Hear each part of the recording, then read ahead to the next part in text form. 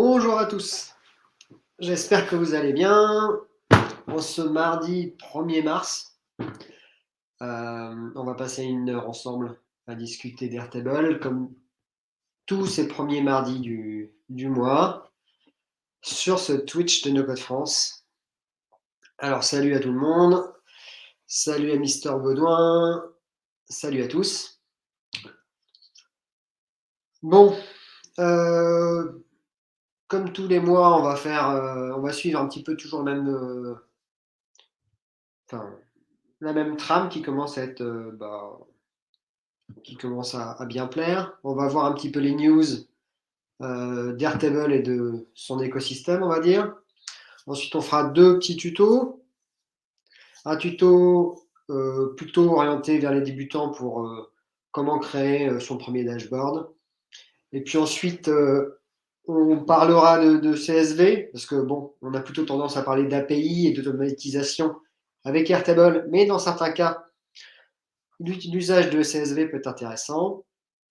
Ensuite, on reviendra un petit peu sur les posts que j'ai pu faire liés à l'activité de freelance ce mois-ci. Et puis après, on reviendra sur les prochaines dates importantes. Salut Martial, salut Virgil Litz. On va tout de suite commencer par les news, puisque ça, c'est un petit peu une partie, bon, on va dire facultative, pas si importante que ça. Et puis après, la suite, par contre, faudra que tout le monde soit présent. Salut Ensoi. Ensoili, ouais, salut. Alors, quoi retenir au niveau du mois de février? Donc, il y a eu des dernières mises à jour qui ont été faites sur Airtable, qui ont concerné essentiellement la partie interface. Donc, il y a eu trois mises à jour dont je vais vous montrer. Donc, il y a un truc sur une espèce de groupement des records. Il y a les galeries qui sont apparues et puis ils ont amélioré les charts. Je vous montre ça juste très rapidement. Si on va dans la partie interface, donc j'ai créé juste rapidement deux interfaces pour vous montrer. Et donc, salut Bilou, les nouveautés. Donc, c'est ces histoires de cards. Donc, en fait, si je reviens en mode edit et que je supprime ça, en fait, lorsque vous avez un listing d'objets, maintenant, vous avez les différents types, les types tableaux, les types galeries, les types charts, et vous avez un type aussi galerie. Donc, en fait, voilà, si vous avez le mode grid, vous pouvez avoir le mode grid là à gauche, classique, qui représente les tables classiques d'Airtable. Voilà. Et puis, vous pouvez maintenant avoir un format galerie que vous pouvez mettre un petit peu partout, qui fait penser un petit peu de plus en plus à un site web, très clairement. Et donc, si je publie, bon là, c'est un petit peu moche, j'en ai mis de partout, mais l'idée, c'est que maintenant, voilà, vous avez des vrais cards, un petit peu comme un site web pour présenter les informations. Et donc, et puis, il y a un petit effet de hover quand on passe dessus. C'est assez sympa. Non, excusez-moi, j'ai oublié de changer. Ouais, bah, vous avez bien fait. Excusez-moi. Bon, voilà. Je reprends. Donc, excusez-moi, c'est les aléas. Là, vous voyez bien. C'est mieux maintenant.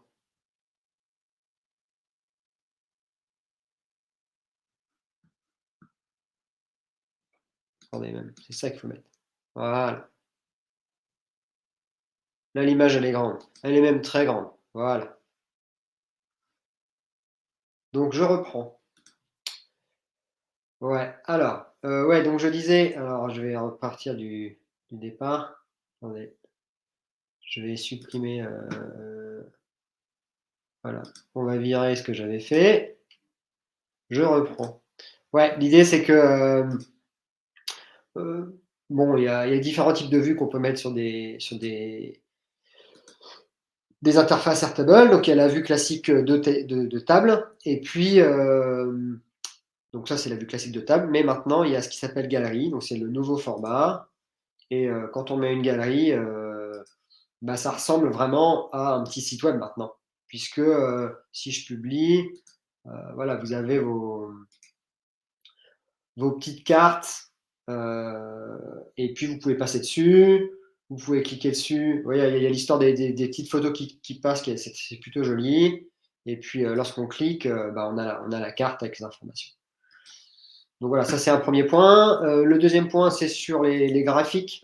Ils avaient des graphiques qui étaient limite moins performants que sur la partie app.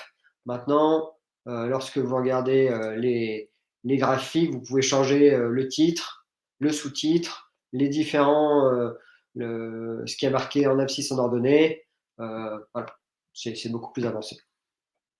Et puis le dernier petit point, au niveau des interfaces, c'est au niveau du format listing. Lorsque vous avez un espèce de listing à gauche, vous pouvez maintenant grouper par une thématique les éléments, ce qui est plutôt sympa.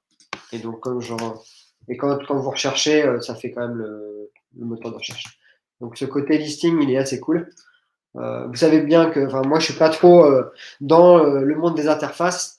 Moi, je reste beaucoup dans Airtable, mais en tout cas, les interfaces s'améliorent peu à peu et d'ici quelques temps, on aura peut-être un concurrent de Software ou de Stacker.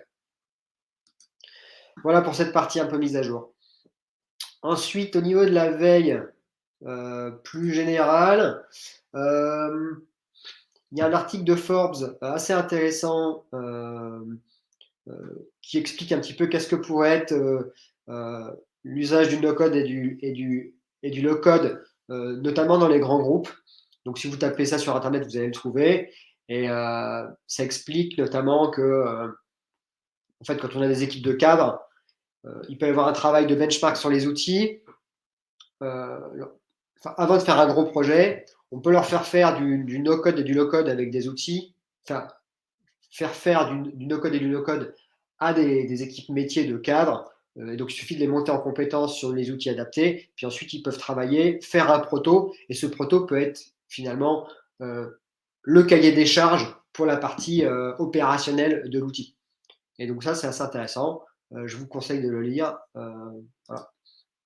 Il y a eu un article sur no-code et féminin, et le féminin dans Siècle Digital, écrit par Christelle de chez Allegria. Donc vous pouvez lire l'article, il est assez intéressant. Et c'est vrai qu'on voit quand même pas mal de femmes dans la communauté no-code.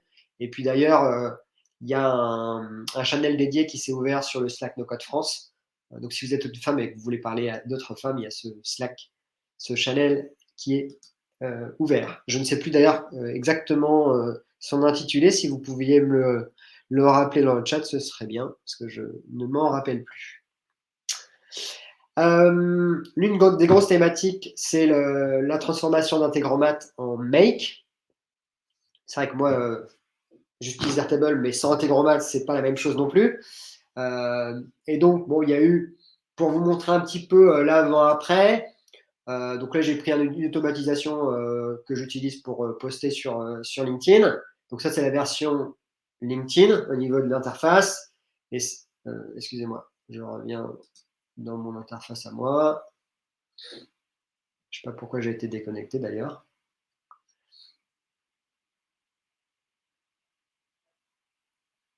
Alors, si ça rame, c'est parce que j'ai un petit PC et une petite connexion.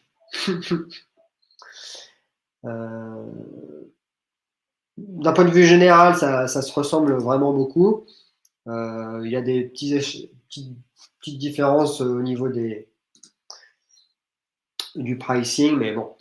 Ce qui change beaucoup, c'est vraiment l'interface ici au niveau des opérations, parce que vous avez votre historique à droite, et donc en cliquant sur n'importe quel élément d'historique, vous avez directement, vous avez accès aux données et à l'historique, donc ça c'est plutôt bien.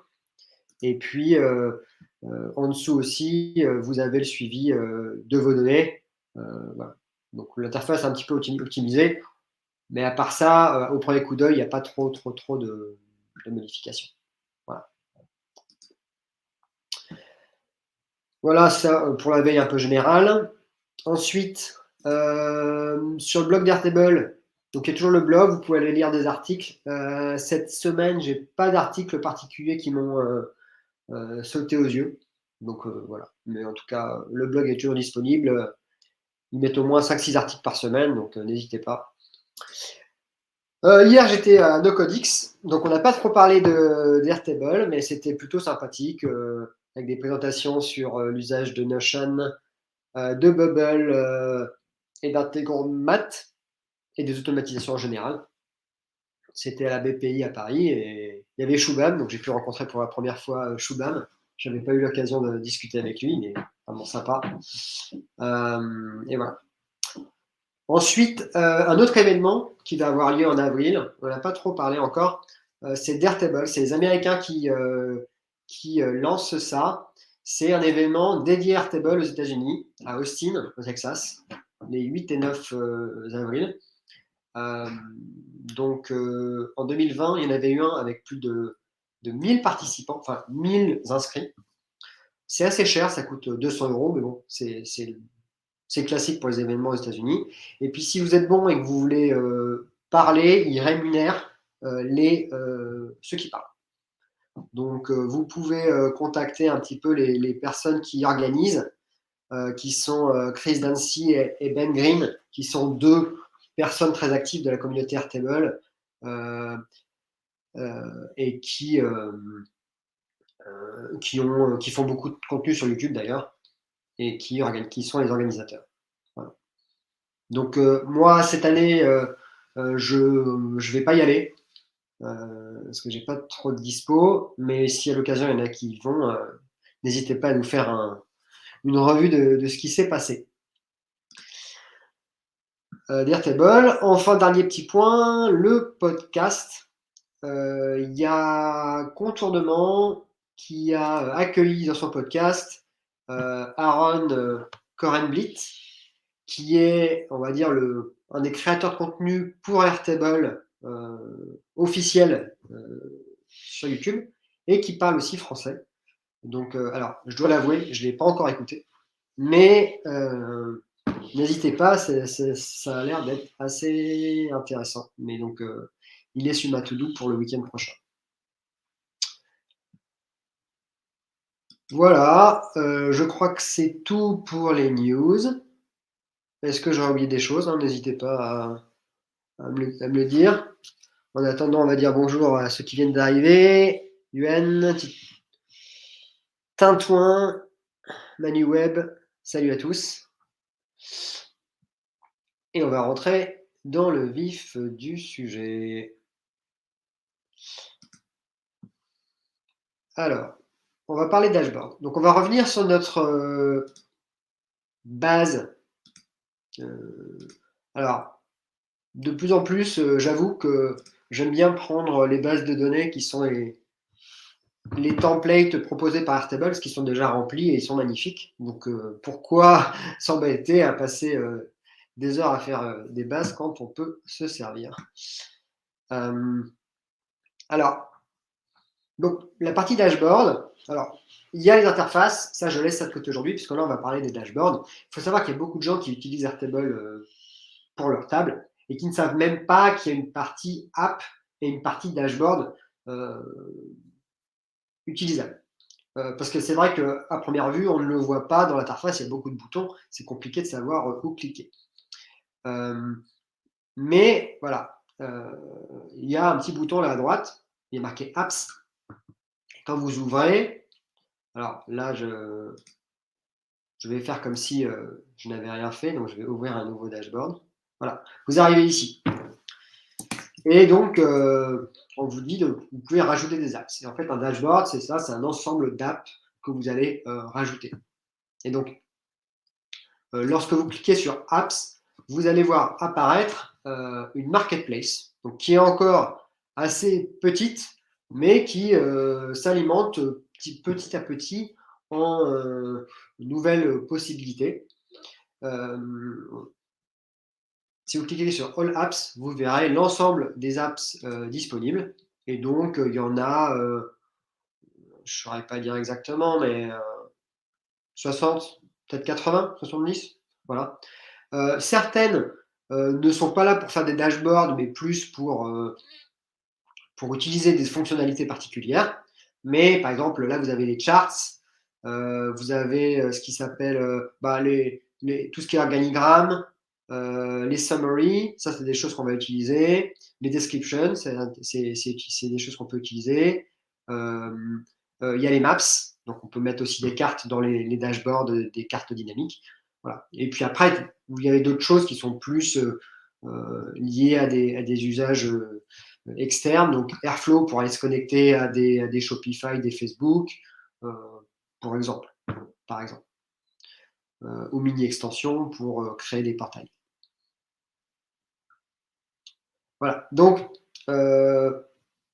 si par exemple, donc l'objectif c'est d'essayer de faire ce qu'il y a ici, qui est le dashboard par défaut associé à cette base.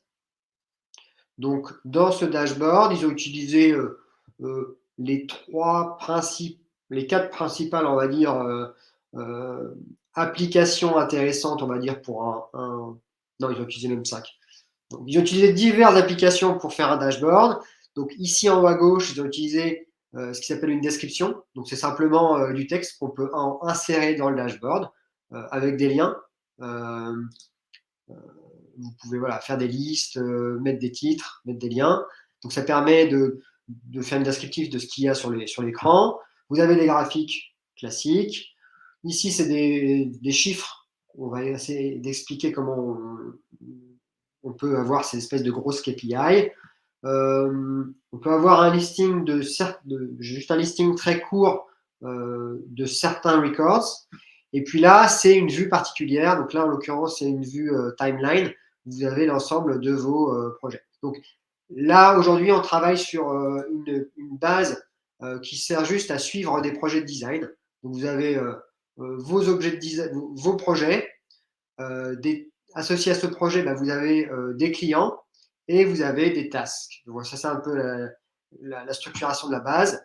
Donc les tasks sont ici, sont regroupés par projet là. Puis vous avez des sous-tâches que vous pouvez cocher ou décocher. Voilà, c'est cocher ou décocher. Voilà. Et puis de l'autre côté, vous avez les clients. Bon. Donc l'idée, c'est d'avoir l'information sur ce type de projet.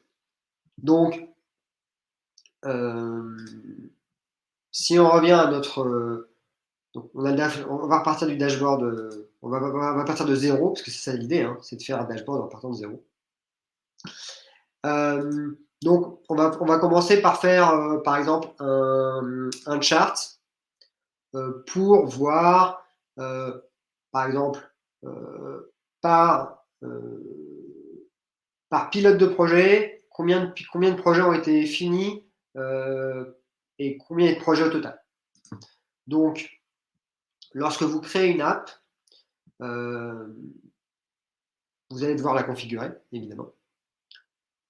Mais la configuration est assez rapide. Vous choisissez d'abord une table. Donc là, on va choisir la table des projets. On va choisir une vue. Alors ça, c'est très important, parce que la vue, pour rappel, c'est un filtre particulier de votre information. Et donc, par exemple, selon la vue, si vous avez filtré les informations du mois, vous n'allez avoir dans votre vue, dans votre graphique, que les informations du mois. Ou si c'est les informations de l'année, voilà. Donc, les vues doivent être pré-configurées avant de réfléchir au dashboard. Là, en l'occurrence, on va prendre tous les projets. Donc, on ne filtre rien. On veut un format bar. Au niveau de l'axe des abscisses, on va prendre le project lead. Donc là, ça va déjà charger. Voilà, on a déjà, ça c'est le nombre de. Donc là, on a choisi le project lead. Donc on a les leaders en abscisse là. Et au niveau des ordonnées, pour l'instant, ça compte le nombre de projets des gens. Très bien. Ce qui nous va, en fait. Mais par contre, on veut grouper par le fait que ce soit rempli ou pas rempli. Voilà. Et donc là, ils sont séparés.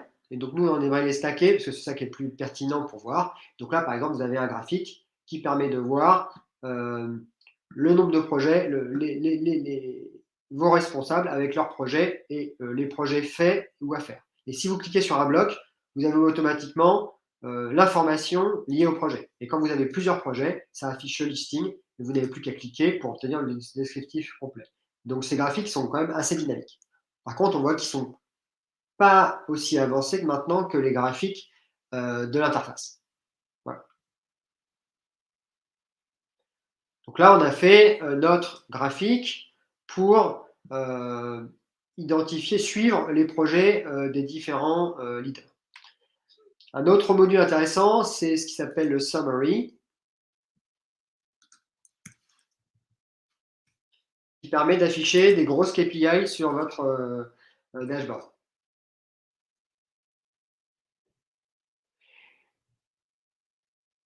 Et donc là, pour cet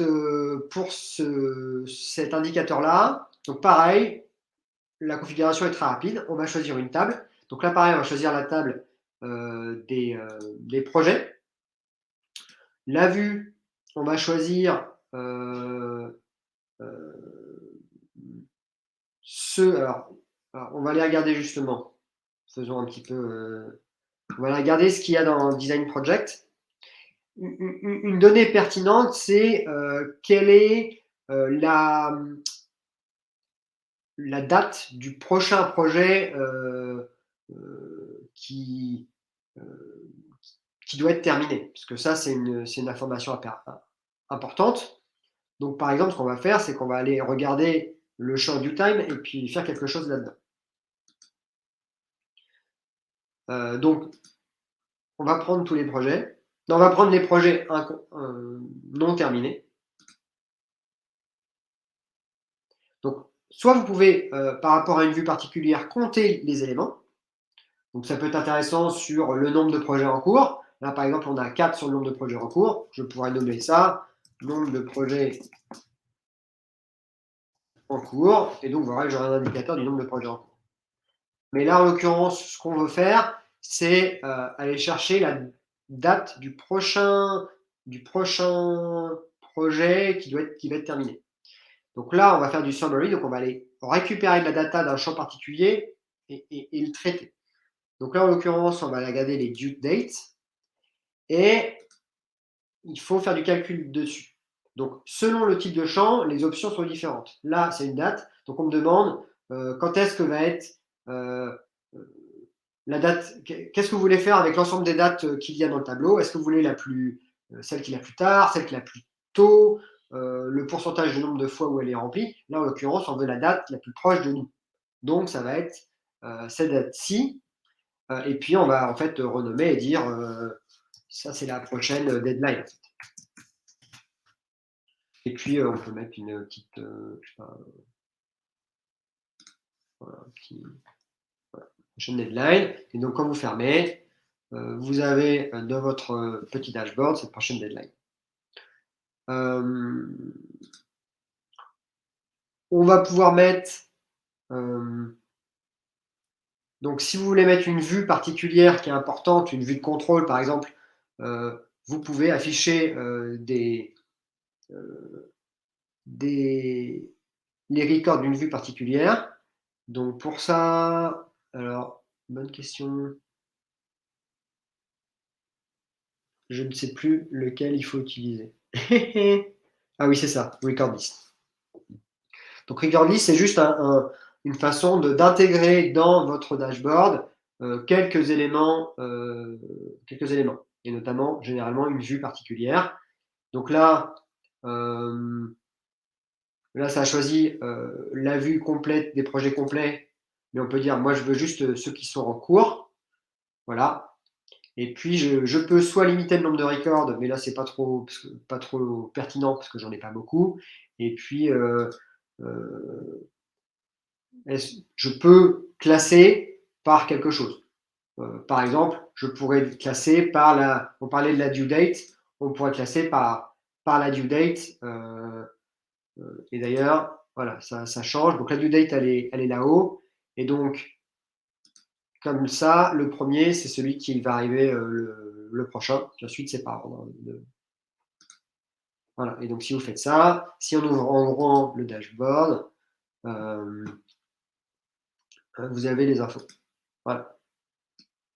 Et vous pouvez jouer avec les infos que vous faites apparaître. Alors, Martial, ça c'est une très bonne question. Alors, par défaut, les dashboards ne sont pas, on ne peut pas embed les dashboards et on ne peut pas les partager. Donc ça, c'est un gros défaut et j'espère qu'à terme, dans l'interface, on pourra faire ça. Par contre, de base, on ne peut pas non plus partager les apps. Sauf que il existe une version bêta du partage d'app. Donc si vous contactez Airtable et que vous êtes gentil et qu'ils sont dans un bon état d'esprit, ce qui n'est pas tout le temps le cas, vous allez pouvoir avoir cette version bêta qui vous permet de partager une app. Et donc typiquement là, si je mets share app,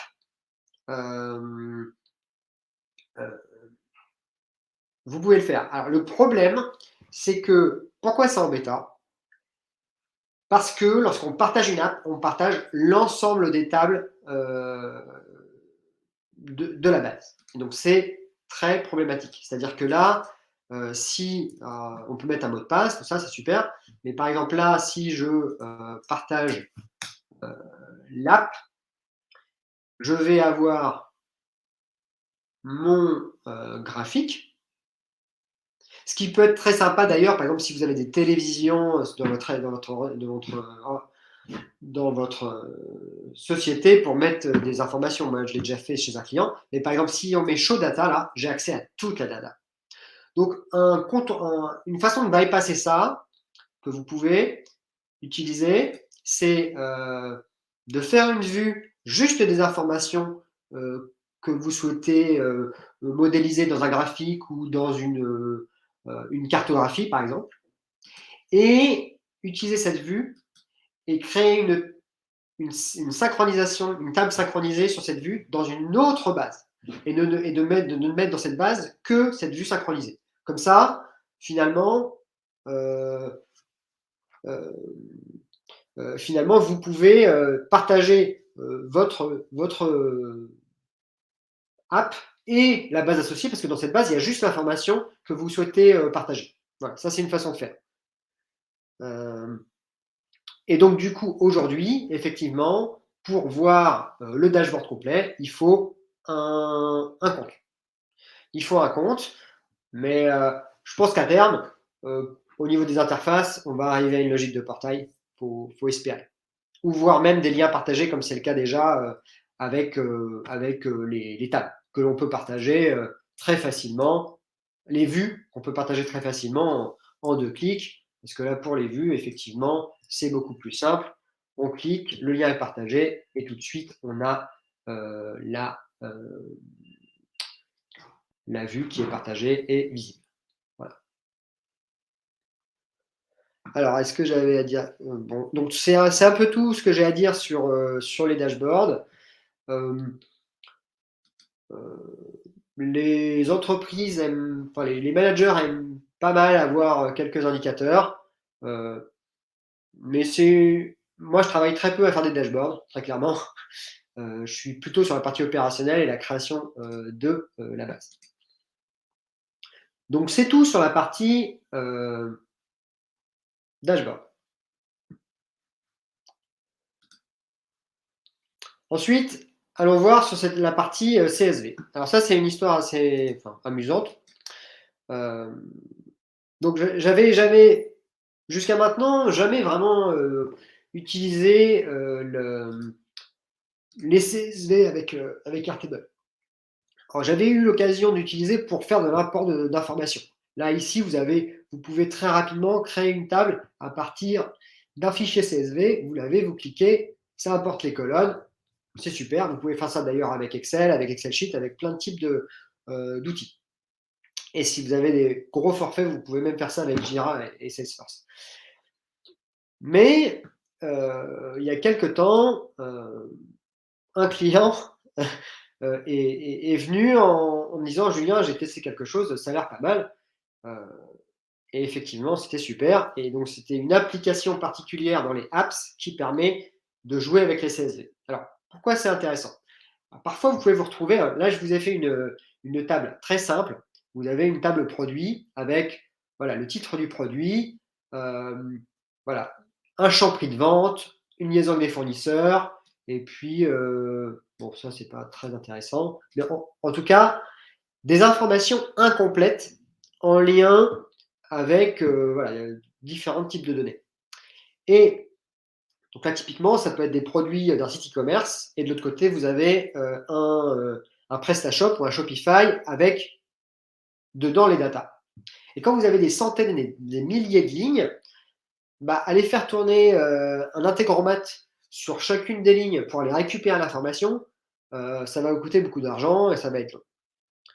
Alors, dans ce contexte-là, si votre client peut faire des exports CSV, ça peut vous permettre d'aller, alimenter une base Airtable, déjà existante et combler, les trous. Donc comment ça se passe? C'est assez simple. Vous cliquez sur, App. Alors, s'il y a déjà un import CSV, je vais le supprimer puisqu'on va repartir de zéro et on va aller cliquer sur, CSV. Voilà, demander CSV. Voilà, import CSV.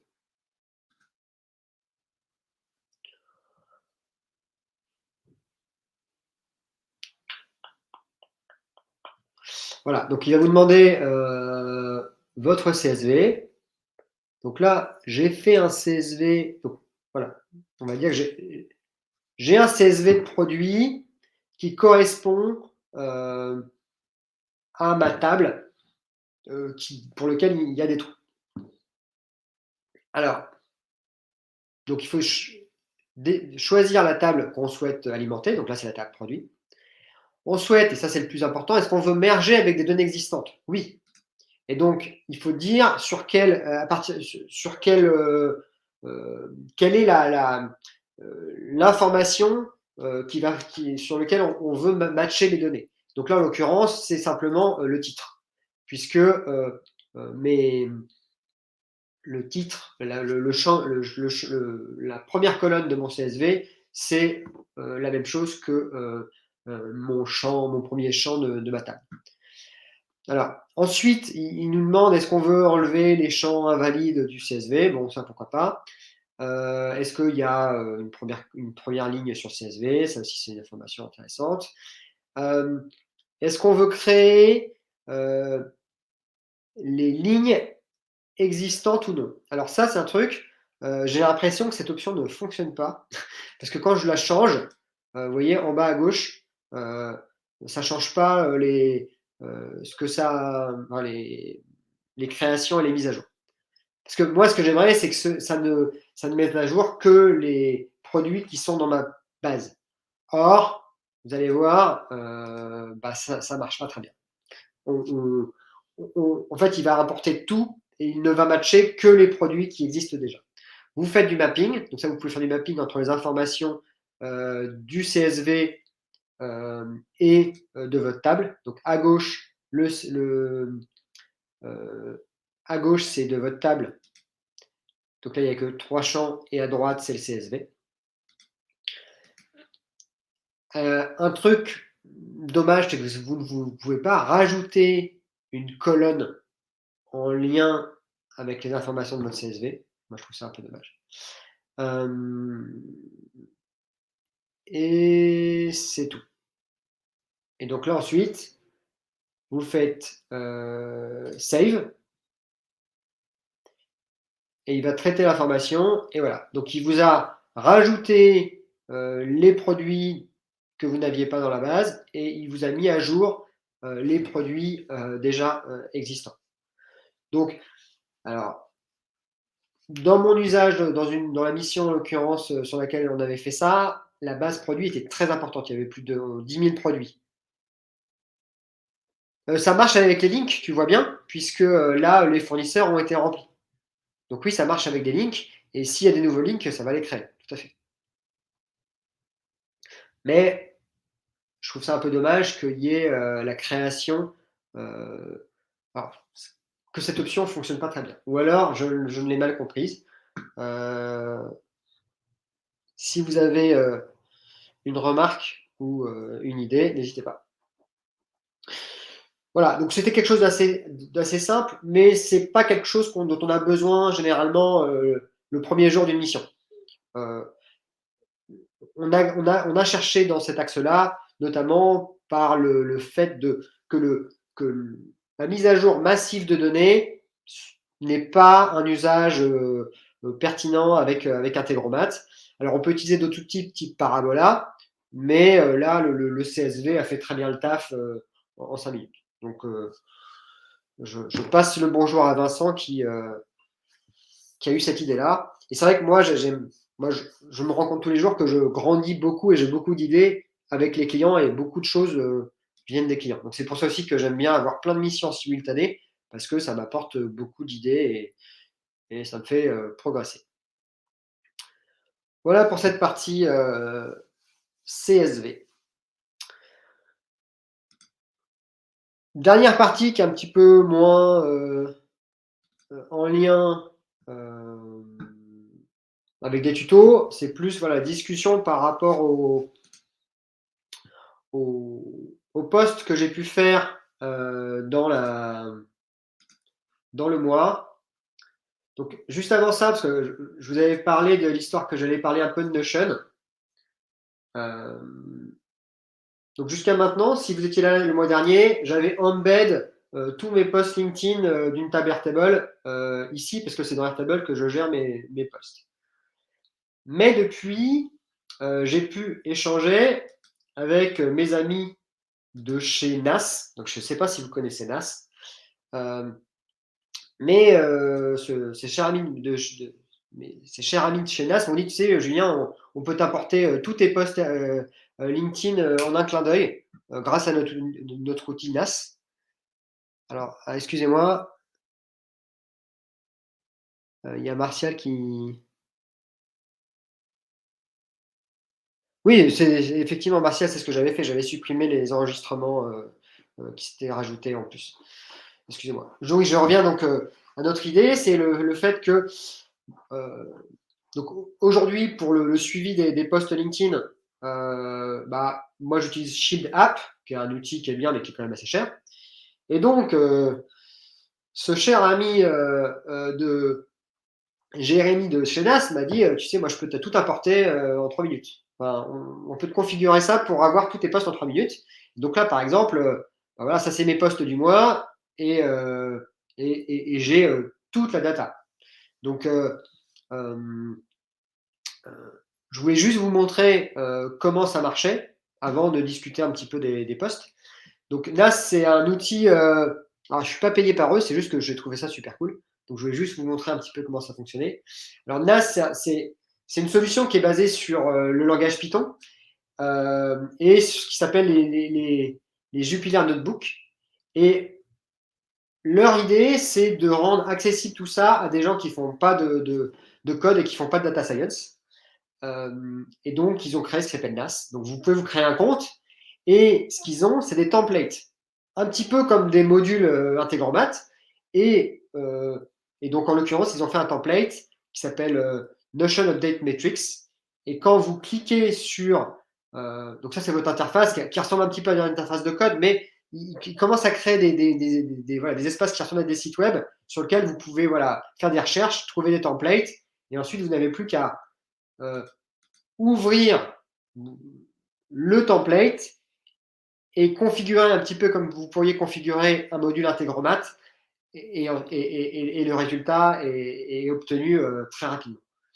Donc là, j'avais déjà un compte. En fait, alors je ne vais pas revenir, mais voilà, l'espace, si je reviens, ouais, là on est dans le data management, excusez-moi. J'avoue que quand je clique là, je quitte le. Attendez. Je vais essayer de m'y retrouver parce que j'avoue que j'y vais pas souvent. Ouh là là, je suis perdu. Je sais qu'il y a des gens de chez NAS qui vont regarder, donc ils peuvent peut-être me réaider à retrouver le manager. Je l'ai perdu. Bon, dans tous les cas, voilà, j'avais cliqué. Alors, je bidouille, excusez-moi. Ça load. Voilà. C'est pour montrer ce que vous allez avoir. Donc, ah oui, il est là, le NAS Manager. Ah oui, c'est le launcher, voilà, c'est ça. Donc là, quand vous arrivez, il y a le launcher, c'est là où il y a c'est là où vous avez les templates. Bon, bah, il faudra un petit bouton pour revenir en arrière, là, les amis. Et là, c'est ça qui s'est créé. Donc, c'est un fichier où on va vous demander finalement quasiment les mêmes informations que pour des outils comme Shield App, c'est-à-dire voilà, un cookie de session, quelques informations sur votre compte LinkedIn. Il va y avoir aussi des informations sur votre compte Notion. Et en 5 minutes, ça va être configuré. Et il y a toutes les informations pour obtenir les variables quand c'est un petit peu compliqué.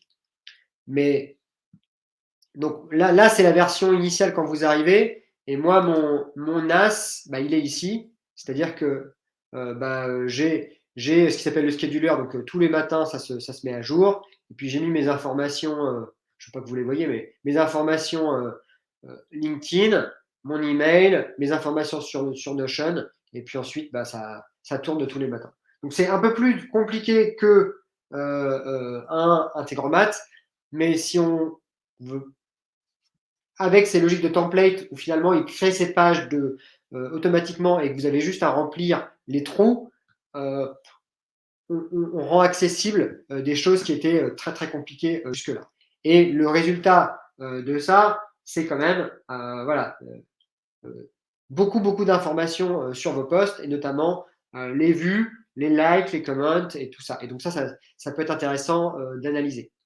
Et moi, en l'occurrence, en le faisant, les choses que j'ai vues, c'est que bah, finalement, quand il y a marqué un blabla dans mes posts, bah, c'est pas, c'est pas ça qui marche le mieux, alors que je le mets tous les jours. Et puis, quand il y a des images, ça marche pas mal. Voilà. Donc, il y a des choses à en tirer en termes d'analyse, si c'est des choses qui vous intéressent, d'analyser vos contenus LinkedIn. Sur Notion, évidemment. Au niveau des posts, je voulais un petit peu parcourir les posts les posts de février, un petit peu pour discuter. Alors le premier post là, c'est c'est celui qui a le mieux marché sur l'histoire d'une boîte qui avait. Alors excusez-moi, pourquoi ça marche pas? Ah ouais, voilà. Alors, est-ce que ça s'affiche? Qu'est-ce qui se passe? C'est normal, c'est Notion, hein, c'est pas Airtable, donc ça rame un petit peu. S'il vous plaît, est-ce que Notion veut bien s'ouvrir? On va faire différemment, hein. C'est la première fois que j'utilise des bases, des tables Notion pendant un live. Et donc, c'est un petit peu lourd. Sinon, on va revenir à. Ouais, non, ça ne veut pas du tout. Bon, bah, je vais aller chercher le bon vieux Airtable, hein. Parce que là, ça a des problématiques. Bon, allez, hop, on repart dans Airtable. Je m'excuse. Allez, hop. Donc, ça va vous permettre de voir mes 100 000 bases.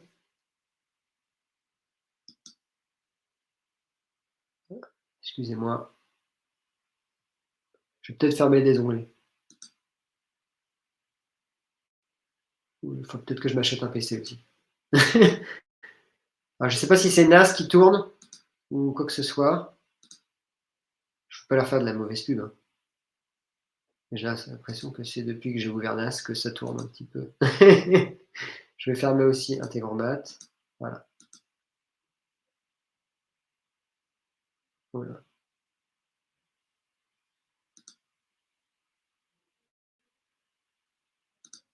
Ok, donc on repart dans Airtable.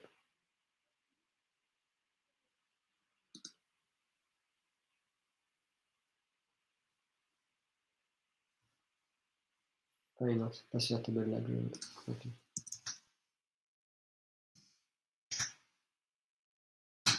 Hop.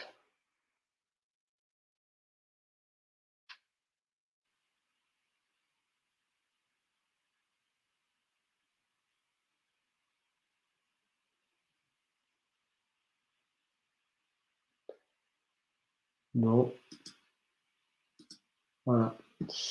Euh,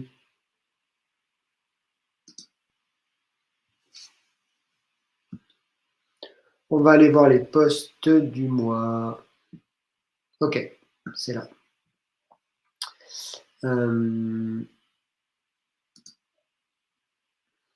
Est-ce que vous voyez bien? Voilà. Hop, voilà. Alors ça, c'était un post sur le fait de nettoyer ces tables régulièrement. Ça, c'est un truc important. Je considère que dès qu'il y a une vue que vous n'avez pas utilisée depuis un mois, ça peut être bien de les virer. Parce que les gens se retrouvent avec des dizaines et des dizaines de vues après un moment. Et ça, c'est un petit peu ennuyeux, quoi. Integromat ou Zapier? Ça, c'était un post intéressant sur est-ce qu'il faut mieux faire du Zapier ou du Integromat. Et l'idée vraiment, pour moi, Zapier est plutôt pertinent pour commencer et ensuite passer sur Integromat. Zapier étant plus simple, mais moins flexible qu'Integromat. Enfin, bon, ça, c'est des sujets un peu classiques. Alors, quels sont les bons clients pour faire du Airtable?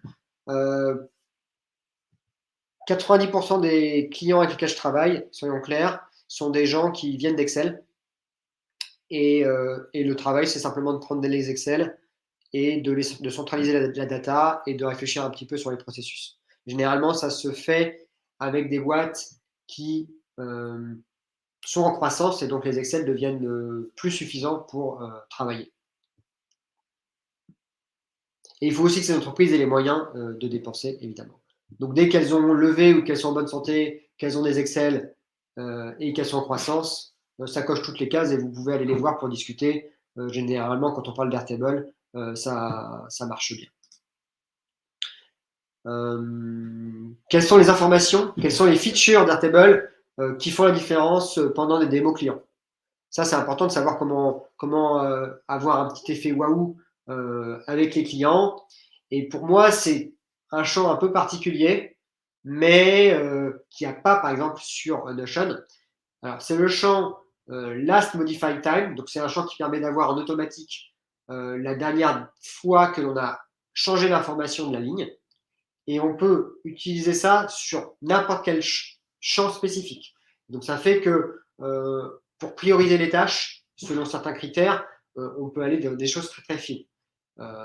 Or, la priorisation de tâches, c'est quelque chose que les gens ont du mal à faire. Et dès qu'on met les données d'Excel sur Airtable, tout de suite, les gens, ils ouvrent les yeux en grand et ça leur offre beaucoup de perspectives. Comment répondre à une DSI? Alors, là, c'était un post pour dire que finalement, les DSI, dès qu'elles commencent à poser des questions sur les RGPD, c'est compliqué de discuter. Effectivement, parce que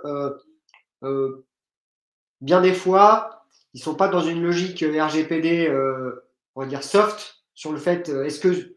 Euh, euh, en fait, ils veulent juste un tampon. Il faut qu'il y ait le tampon RGPD. Si le tampon RGPD n'est pas là, ça ne passera pas. Donc, dans ce cas-là, il n'y a même pas besoin, on ne peut pas discuter. Il y a des gens qui demandent cette question RGPD, mais ensuite, lorsqu'on fait de la pédagogie, bah, ils sont OK pour travailler. Ceux qui veulent vraiment un tampon simplement RGPD, c'est toujours très compliqué d'avoir des discussions avec eux. Et puis en plus, des entreprises qui ont des DSI, bah, c'est pas vraiment le cœur de cible pour moi, je pense, pour Airtable. On est vraiment sur des logiques de PME qui ont des besoins et qui ont des besoins très simples, qui sont très pragmatiques. Et c'est ces boîtes-là qu'on a, bah, voilà, avec lesquelles il faut travailler, je pense, quand on est voilà. Euh, consultant no-code Airtable. Je ne sais pas si vous voyez toujours, je vais essayer de grossir encore un peu. Voilà.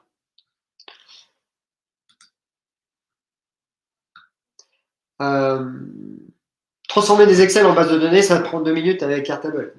Effectivement, parce qu'il y a la façon de fonctionner d'Airtable fait qu'on peut aller très vite dans ce passage d'Excel à base de données en mettant des informations, on va dire, si vous avez des informations de clients avec un champ avec les entreprises, c'est très rapide de passer ces entreprises dans une table à côté. Et donc ça crée la base de données et ensuite on peut vraiment aller utiliser la puissance des bases de données pour faire plein de choses.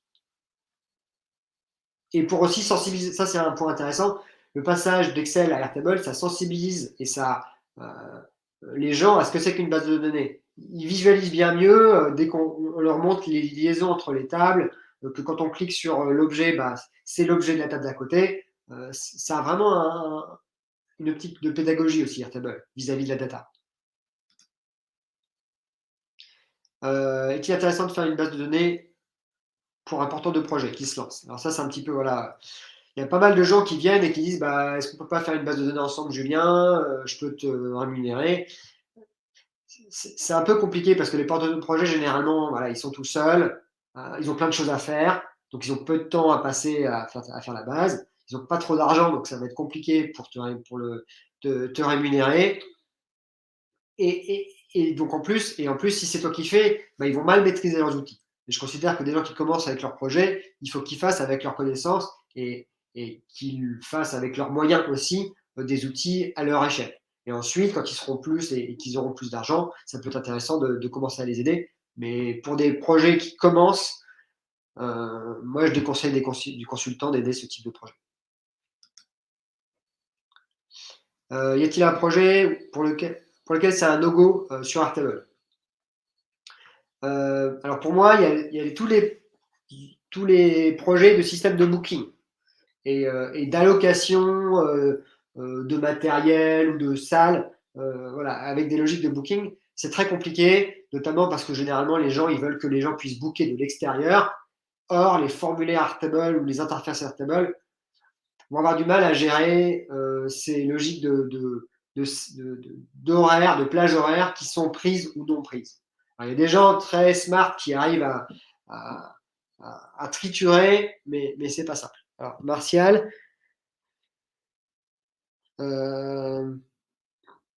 oui, sur l'intérêt d'Airtable, c'est centraliser le débat sur la nature des data stockées. Oui, le typage aussi, c'est un point important d'Airtable qu'il n'y a pas sur d'autres types d'outils d'Excel.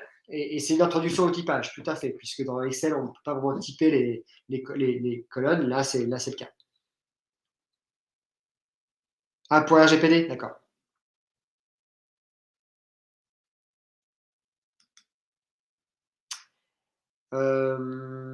Pour les gens qui s'intéressent à Airtable, il y a différents types de ressources. Donc moi, j'avais fait un post là-dessus.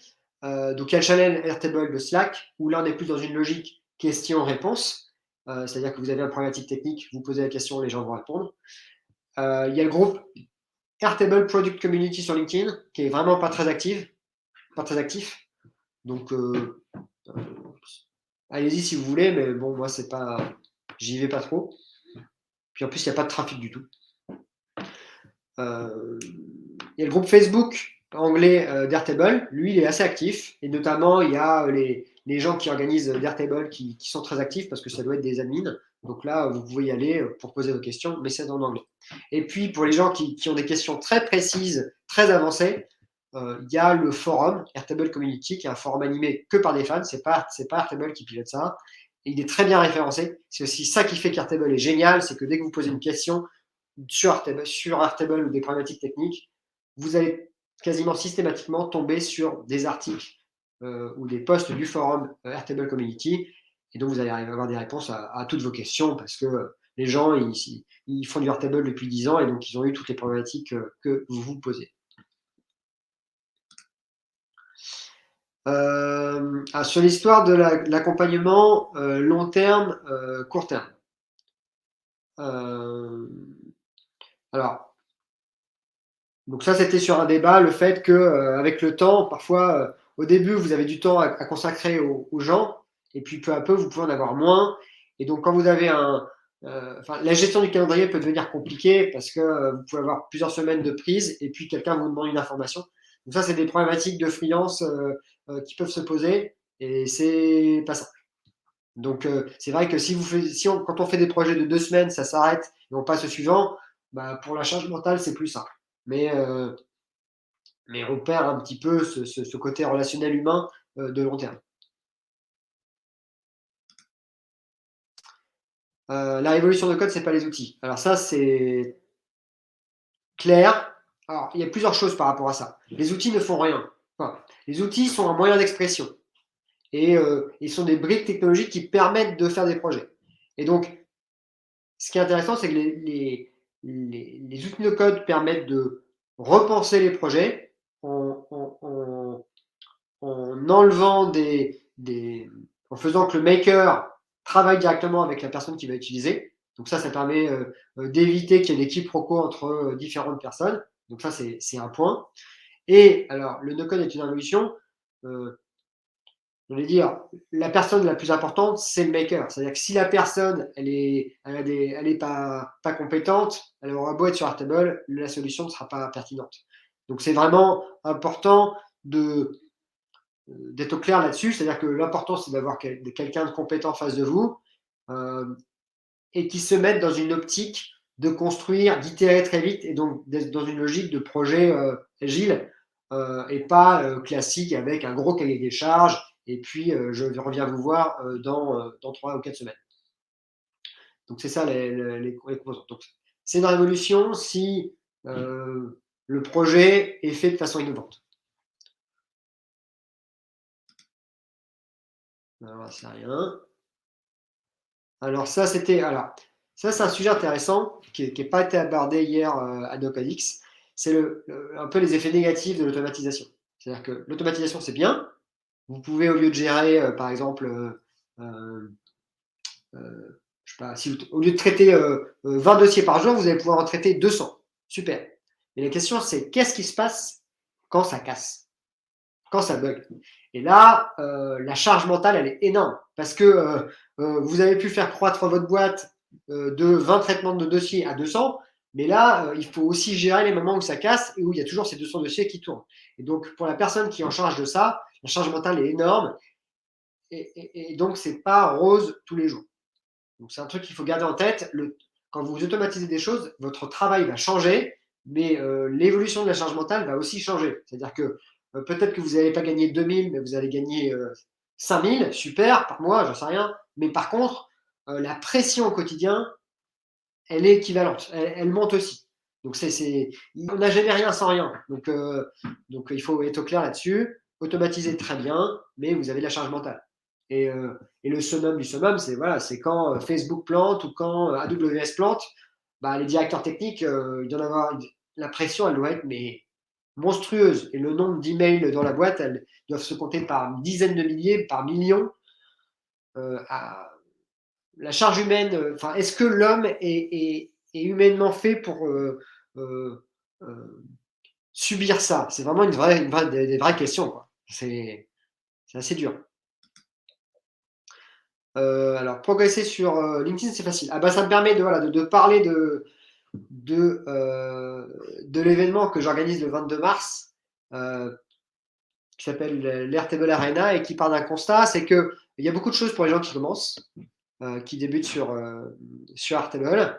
Il y a plein de tutos, des formations, contournements, tout ça. Mais par contre, une fois qu'on a fait ça, on est un petit peu laissé à soi-même. Et donc en fait, c'est le style de chacun qui va faire que les gens vont progresser. Mais il n'y a pas de dictionnaire ou de guide des bonnes pratiques de Airtable. Et donc, c'est pour remplir ce trou dans la raquette que j'ai proposé d'organiser ce qui s'appelle les Airtable Arena, qui sont des rencontres pour parler de petites thématiques, que chacun donne son avis pour essayer d'en sortir, d'en faire émerger des bonnes pratiques. Et donc, le 22 mars, de 13 à 14, on va faire ça. Et la thématique, ce seront les vues. Comment on organise des vues, comment on nomme des vues. Et donc, il y aura 8 personnes qui vont montrer ce qu'elles font à leur échelle, les idées qu'elles ont eues, comment elles ont adapté leur vue avec le temps et avec l'expérience, et on espère en tirer des choses intéressantes. L'idée étant de faire ça chaque mois sur une thématique précise d'Airtable, de façon à faire grossir cette base de bonnes pratiques. Alors là, c'était un peu ma consultante no code est une ancienne infirmière. Alors ça, c'était un peu pour montrer un peu la diversité de gens qui se mettent au no code. Effectivement, comme il ne faut pas une formation, on a une formation informatique poussée pour devenir no codeur, il y a des gens de divers domaines qui s'y mettent et avec du succès. Alors c'est pas simple, hein. Et puis je pense qu'il faut de toute façon des compétences de base en code et en développement pour être un consultant correct, mais la reconversion est vraiment possible. Et il y a beaucoup de gens qui se sont reconvertis. Donc n'hésitez pas, si vous avez la passion, si vous aimez, si vous êtes débrouillard, n'importe qui peut arriver à devenir, à faire en no code des outils qui lui plaisent ou à devenir consultant. Les témoignages de pairs. Ça, c'était un petit peu pour parler ouais, du fait que c'est finalement, dans le domaine, on a beaucoup de contenu fait par des gens qui font du no-code, des consultants, ce qui est normal, mais on a peu de retours d'expérience de boîtes.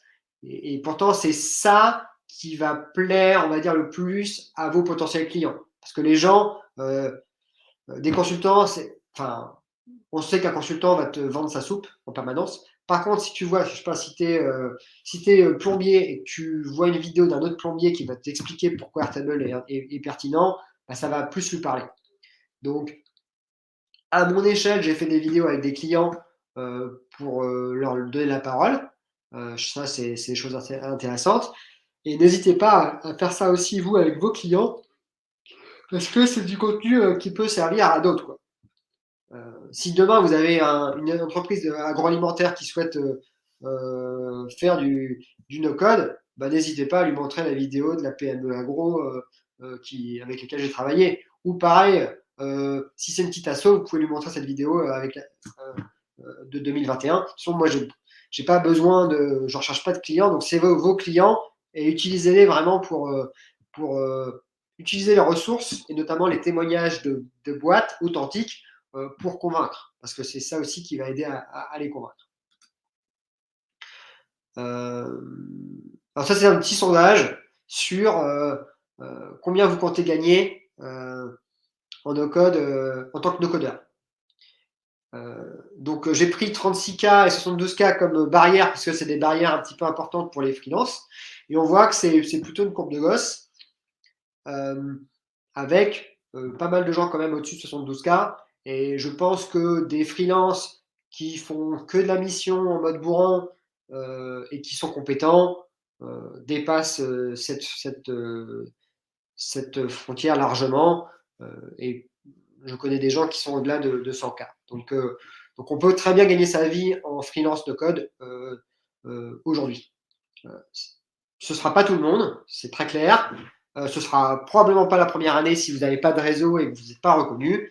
Mais si vous travaillez bien, vous réseautez, il n'y a pas de raison pour que vous ne puissiez pas gagner bien votre vie en freelance de code. Il y a la place encore, largement. Donc NoCodeX, ça on en a parlé.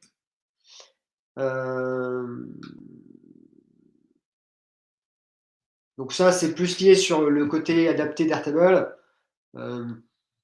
Airtable, pour moi, c'est un bon outil pour des gens qui ne sont pas matures sur les données dont ils ont besoin et sur les process.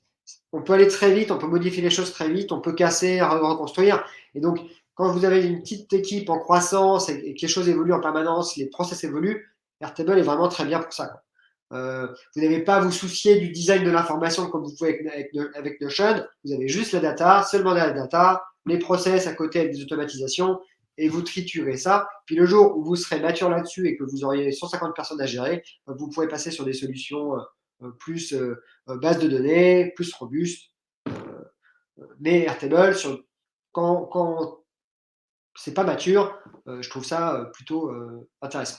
Et même moi, à mon échelle, à l'échelle individuelle, mon Airtable de suivi, il bouge encore parce que quand l'activité croît, le temps à passer aux différentes tâches évolue. Et donc, une tâche qui prenait peut-être 1 heure par mois avant peut prendre après 10 heures. Et donc, c'est là où on se dit, ça me prend 10 heures maintenant, je vais l'automatiser. Avant, c'était pas pertinent, maintenant, c'est pertinent. Et ça me fait penser à un autre point, toujours faire à la main avant d'automatiser. Parce que vous ne savez pas, parce que les gens s'amusent à automatiser, mais parfois c'est des tâches qui n'ont pas de pertinence à être automatisées, ou alors ça vous prend plus de temps à automatiser qu'à faire à la main. Donc n'automatiser que les choses pour lesquelles l'automatisation va avoir un impact. Ça c'était un post assez inspirant de tweet d'un gars qui avait vu un VC qui lui disait les plateformes de code qui vont gagner, c'est celles pour lesquelles le nom des outils sera mentionné dans la description du job et non dans le titre du job. Ça veut dire, l'idée c'est que les plateformes de code qui vont gagner, c'est celles qui vont devenir finalement des compétences de métier, ce ne sera pas une expertise, ce sera juste une compétence à avoir dans le cadre de métiers plus généralistes. Alors, il y a. Et ça, je l'ai vu, notamment, par exemple, sur des postes de directeur des opérations. Aujourd'hui, j'ai vu des postes sur lesquels on demandait d'avoir des compétences en no-code et Airtable. Et hier, à No-Code France, à No-Code X, j'ai discuté avec des gens qui recrutent, des responsables des opérations. Et maintenant, les responsables des opérations, dans leurs compétences, ils mettent bien en avant le côté no-code. Donc, c'est du côté des recruteurs, mais aussi du côté du côté des recruteurs et du côté des postulants, des candidats, c'est quelque chose qui devient intéressant. Alors, il y a Enzo Illy qui nous a dit, est-ce qu'on peut être consultant no code ou hybride full remote? Faut-il être dans les entreprises, dans les clients pour mettre en place la solution? Alors, moi, je fais 90% de full remote. Les 10%, c'est parce que c'est les clients qui sont à Lille et donc je vais les voir. Mais je pourrais être quasiment full remote. Par contre, ce qui est important, c'est vraiment de travailler avec les équipes métiers. Ça, c'est un point. Si vous travaillez avec les managers qui se disent j'ai besoin de quelque chose pour piloter mes équipes et que vous faites travailler avec le manager, vous tombez dans les biais, dans les effets pervers des anciens projets, où il y avait des couches et des couches et qui faisaient que vous ne travailliez pas avec les gens qui allaient utiliser l'outil. Donc vraiment, aller sur place, ça peut être intéressant justement pour voir ces équipes métiers au moins une fois, pour voir qui sont, est-ce qu'ils sont, ne serait-ce que pour voir le body language de ces gens-là vis-à-vis de l'outil. Parce que parfois, c'est quand ils testent en visio, parfois on voit pas très bien s'ils aiment bien, s'ils aiment pas bien. Quand on est à côté d'eux, déjà les gens ils préfèrent cette proximité pour tester, et puis ensuite vous voyez plus de choses, quoi. Donc moi j'y vais essentiellement pour la prise en main des outils par les gens. C'est parce que c'est le point le plus important pour aussi les sensibiliser sur le fait que si ça marche pas, c'est la faute du maker, c'est pas leur faute à eux, et qu'ils doivent remonter tout ce qui leur apporte de l'inconfort dans l'usage des outils au quotidien. Publier sur LinkedIn, ça prend quelques minutes. Alors, ce qui est très amusant, c'est que tout à l'heure, je vous ai dit, il ne faut automatiser que les choses qui vous prennent du temps et qui vous fait gagner du temps. Après, il y a un autre paramètre, c'est la charge mentale. C'est-à-dire que poster, même si ça vous prend 5 minutes, ça vous prend de l'espace dans la tête. Et donc, quand vous souhaitez faire une tâche dans un contexte où vous devez être focalisé vraiment sur autre chose, typiquement, par exemple, vous vous occupez de vos enfants et que vous voulez vraiment poster au même moment, eh bien, ça peut être intéressant d'automatiser. Ça peut être la même chose, hein. Par exemple, si vous avez une tâche très importante où il faut que vous soyez focus chaque semaine, je sais pas, le mardi midi, mais qu'en même temps, vous voulez poster, bah là, ça peut être intéressant d'automatiser parce que ça va vous permettre de ne pas vous défocus. 4 effets positifs indirects d'un projet d'automatisation. Alors j'ai mis, ça force les équipes à clarifier les règles de gestion, ça baisse le nombre d'erreurs, ça force à planifier, ça évite la charge mentale. Je viens d'en parler. Ça, c'est assez intéressant, c'est quand on commence à arriver dans les boîtes, qu'on commence à automatiser, les gens se posent des questions de leurs règles de gestion.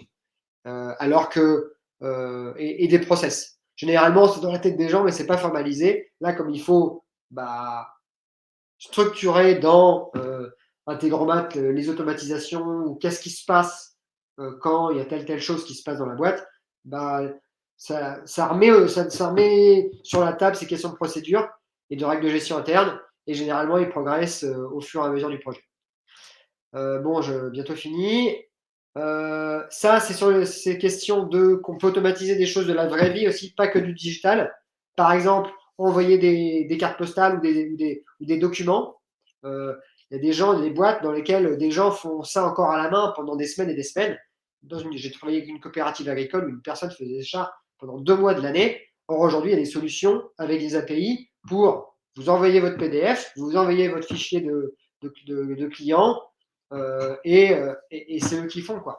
Et en plus, ça vous coûte moins cher que si vous faisiez ça potentiellement à la main. Et les gens peuvent être utilisés à des tâches plus intéressantes que juste mettre sous pli des documents. Les décisions délicates pour les freelances. Alors ça, c'est les histoires voilà, d'opportunités qui arrivent, qui mettent en conflit vos projets. Ça c'est intéressant. Ça, c'est juste pour dire que ouais, des clients qui ont besoin de vous, il y en a partout. Et pour ça, c'est bien de sortir de vos communautés tech. Parce qu'en fait, dans les communautés tech, c'est cool pour discuter, mais il n'y a aucun client, quoi. Parce que les gens, ils sont tech.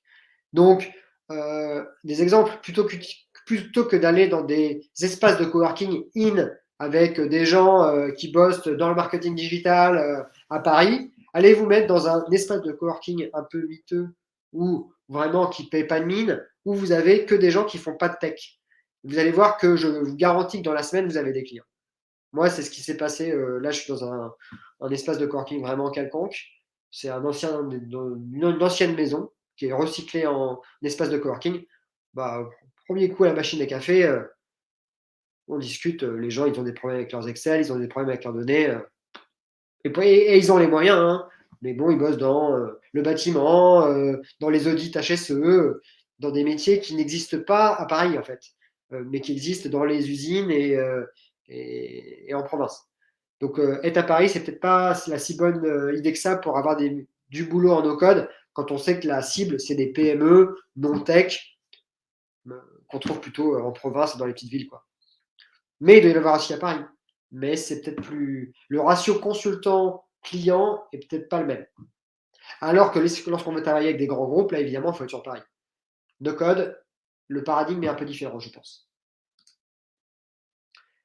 Ça, c'était juste mon coup de gueule sur le fait que j'aime pas le nom Integromat. Et je pense qu'on a bientôt fini.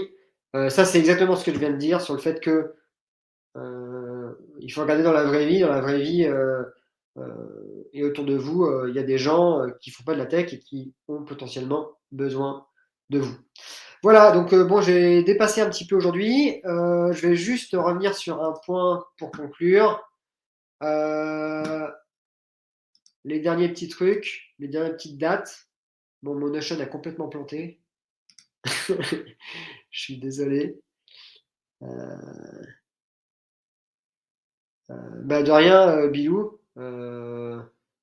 C'est aussi pour aider voilà, les freelances, très clairement, et les gens qui s'intéressent un peu au no-code et au fait de ce type de carrière, hein. N'hésitez pas, moi, ça me fait plaisir.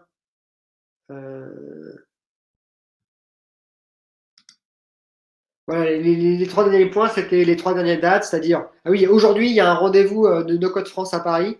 Donc, si vous êtes sur Paris, n'hésitez pas. C'est Stan j'ai vu le poste de Stan.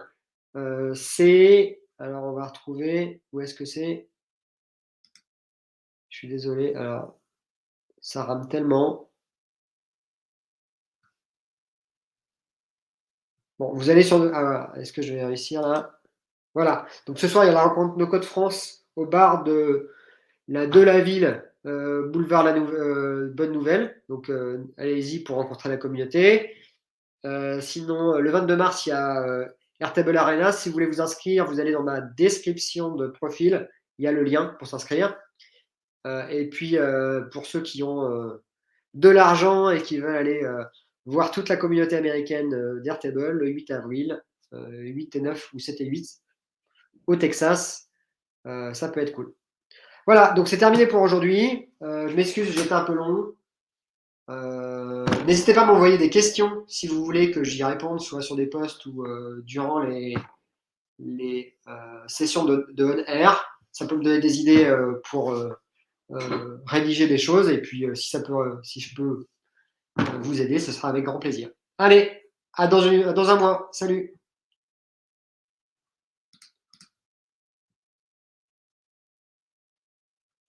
J'ai pas réussi. Ah oui, c'est là. Au revoir!